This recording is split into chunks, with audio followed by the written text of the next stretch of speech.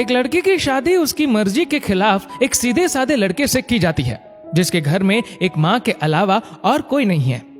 दहेज में लड़की को बहुत सारे उपहार और पैसे मिले होते हैं। लड़की किसी और लड़के से बेहद प्यार करती थी और लड़का भी। लड़की शादी होके आ गई अपने ससुराल।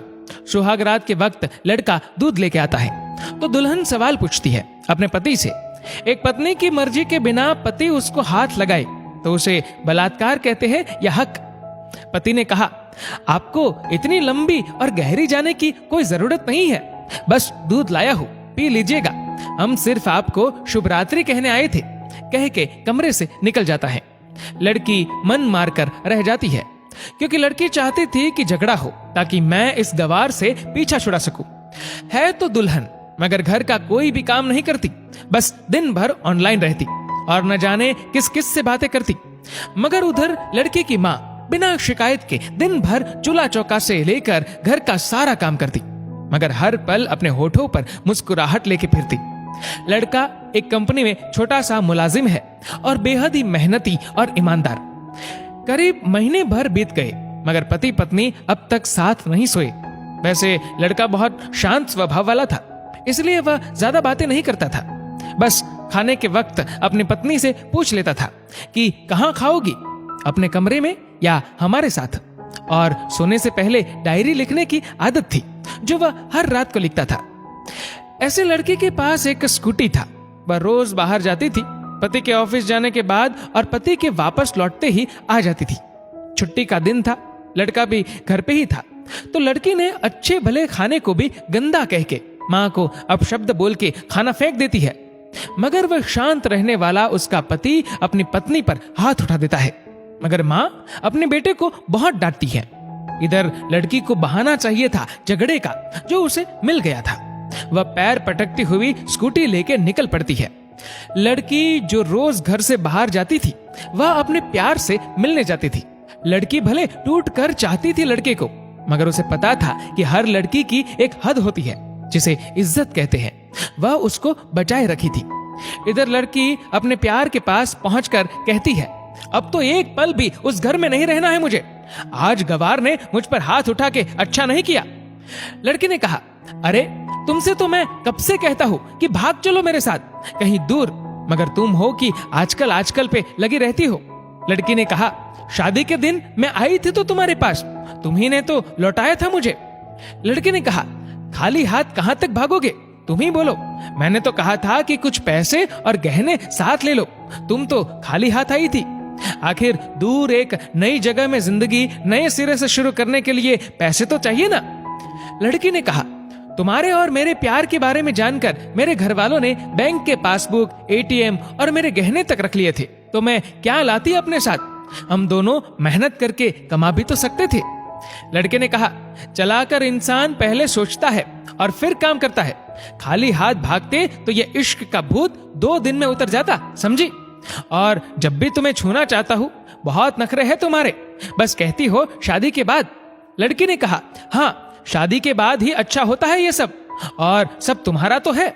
मैं आज भी एक कुंवारी लड़की हूँ, शादी करके भी आज तक उस गवार के साथ सो न सकी, क्योंकि तुम्हें ही अपना पति मान चुकी हूँ। बस तुम्हारे नाम की सिंदूर लगानी बाकी है, बस वह लगा दो, सब कुछ तुम अपनी मर्जी से करना।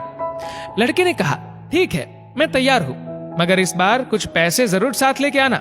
मत सोचना हम दौलत से प्यार करते हैं, हम सिर्फ तुमसे प्यार करते हैं, बस कुछ छोटी मोटी बिजनेस के लिए पैसे चाहिए।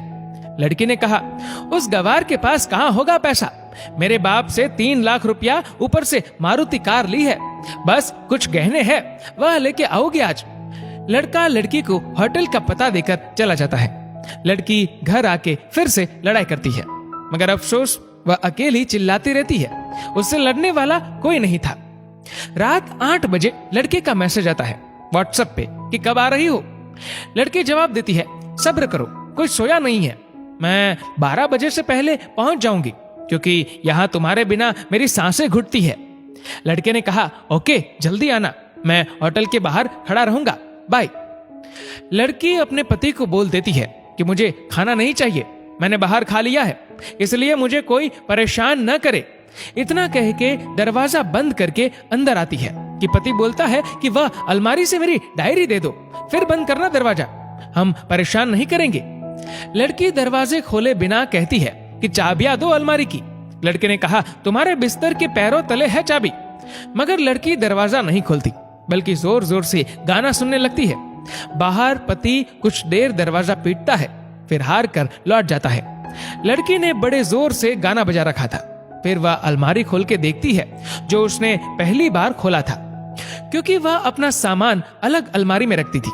अलमारी खोलते ही हैरान रह जाती है। अलमारी में उसके अपने पासबुक, एटीएम कार्ड थे जो उसके घर वालों ने छीन के रखे थे।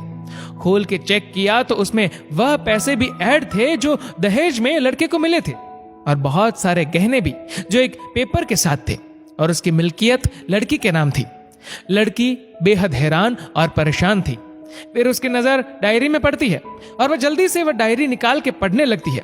लिखा था, तुम्हारे पापा ने एक दिन मेरी माँ की जान बचाई थी अपना खून देकर। मैं अपनी माँ से बेहद प्यार करता हूँ, इसलिए मैंने झुककर आपके पापा को प्रणाम करके कहा कि आपका यह अनमोल एहसान कभी नहीं भूलूंगा। कुछ दिन बाद आपके पापा हमारे घर आए, हमारे तुम्हारे रिश्ते की बात लेकर, लेकिन उन्होंने आपकी हर बात बताई हमें कि आप एक लड़के से बेहद प्यार करती हो। आपके पापा आपकी खुशी चाहते थे, इसलिए वह पहले लड़के को जानना चाहते थे। आखिर आप अपने पापा की प्रिंसेस जो थी, और हर बाप अपने प्रिंसेस के लिए एक अच्छा ईमानदार प्रिंस चाहता है। आपके पापा ने खोज करके पता लगाया कि वह लड़का बहुत सी लड़की को धोखा दे चुका है और पहली शादी भी हो चुकी है, पर आपको बता न सके, क्योंकि उन्हें पता था कि ये जो इश्क का नशा है वह हमेशा अपनों को गैर और गैर को अपना समझता है।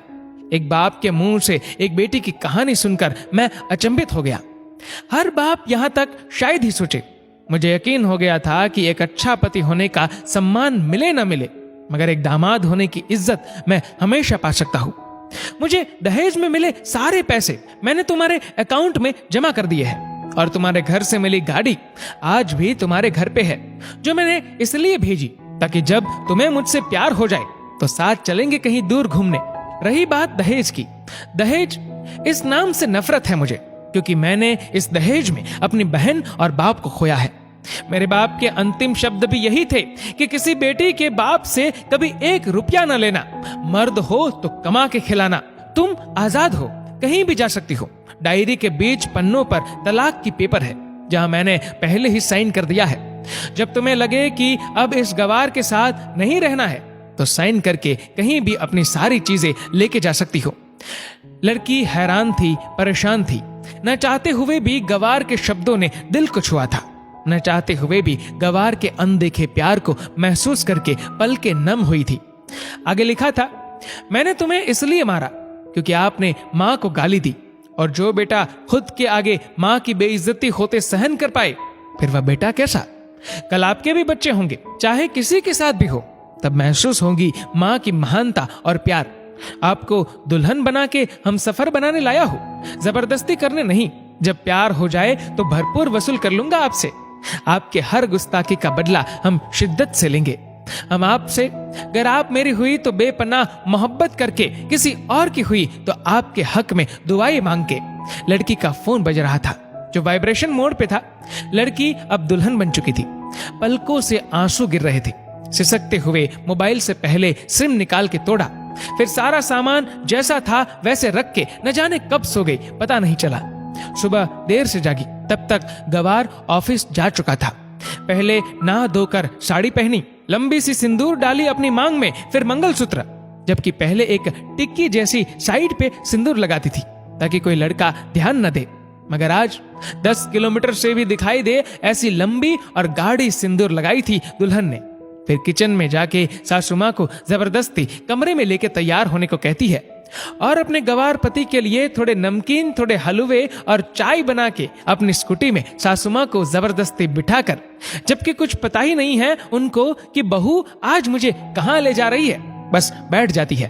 फिर रास्ते में सासू माँ को पति के ऑफिस का पता पूछकर ऑफिस पहुंच जाती है। पति हैरान रह जाता है पत्नी को इस हालत में देखकर। पति ने कहा, सब ठीक तो है ना माँ? मगर माँ बोलती, इससे पहले पत्नी गले लगाकर कहती है कि अब सब ठीक है, I love you for ever. Office के लोग सब खड़े हो जाते हैं तो दुल्हन कहती है कि मैं इनकी धर्म पत्नी हूँ, वनवास गई थी, सुबह लौटी हूँ। अब 1 महीने तक मेरे पतिदेव ऑफिस में दिखाई नहीं देंगे। ऑफिस के लोगों ने कहा क्यों? तब दुल्हन ने कहा क्योंकि हम लंबी छुट्टी पे जा रहे हैं साथ साथ। पति ने कहा पागल? दुल्हन ने कहा आपके सादगी और भोलेपन ने बनाया है। सभी लोग तालियां बजाते हैं और दुल्हन फिर से लिपट जाती है अपने गवार से, जहां से वह दोबारा कभी भी छूटना नहीं चाहती। बड़े कड़े फैसले होते हैं कभी कभी हमारे अपनों के, मगर हम समझ नहीं पाते कि हमारे अपने हमारी फिक्र खुद से ज्यादा क्यों करते हैं। माँ बाप के फैसलों का सम्मान करें, क्योंकि ये 2 ऐसे शख्स हैं जो आपको हमेशा दुनियादारी से ज्यादा प्यार करते हैं।